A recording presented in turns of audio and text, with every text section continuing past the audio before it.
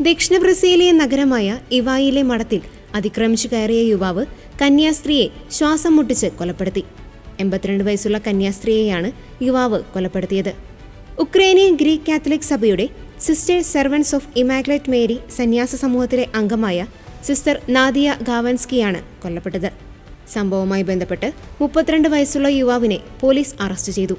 ബുധനാഴ്ച രാവിലെ കോൺവെന്റിനോട് ചേർന്നുള്ള പറമ്പിൽ കോഴികൾക്ക് തീറ്റ നൽകിക്കൊണ്ടിരിക്കുകയായിരുന്നു സിസ്റ്റർ നാദിയ. ഈ സമയത്താണ് മതിൽ ചാടിക്കടന്ന് പ്രതി അകത്തെത്തിയത്. കോൺവെന്റിലെ ഒരു ചടങ്ങ് ചിത്രീകരിക്കാനെത്തിയ ഫോട്ടോഗ്രാഫറാണ് രക്തം പുരണ്ട വസ്ത്രങ്ങളുമായി ഒരാൾ നിൽക്കുന്നത് ആദ്യം കണ്ടത്.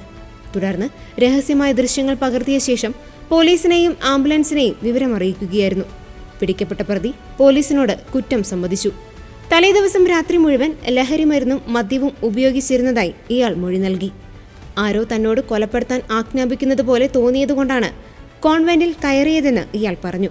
സിസ്റ്ററെ കണ്ടപ്പോൾ ഭയപ്പെടുത്താൻ ശ്രമിച്ചെന്നും അവർ ബഹളം വെച്ചപ്പോൾ വായ പൊത്തിപ്പിടിച്ചതായും യുവാവ് സമ്മതിച്ചു. അതേസമയം കന്യാസ്ത്രീയുടെ തലയ്ക്ക് ഗുരുതരമായ പരിക്കേറ്റിരുന്നു. എന്നാൽ മരണകാരണം ശ്വാസം കിട്ടാതെയാണെന്നാണ് പ്രാഥമിക നിഗമനം.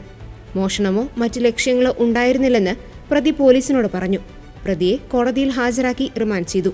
സിസ്റ്റർ നാദിയയുടെ വിയോഗത്തിൽ പ്രാദേശിക ക്രൈസ്തവ സമൂഹം വലിയ ദുഃഖം രേഖപ്പെടുത്തി.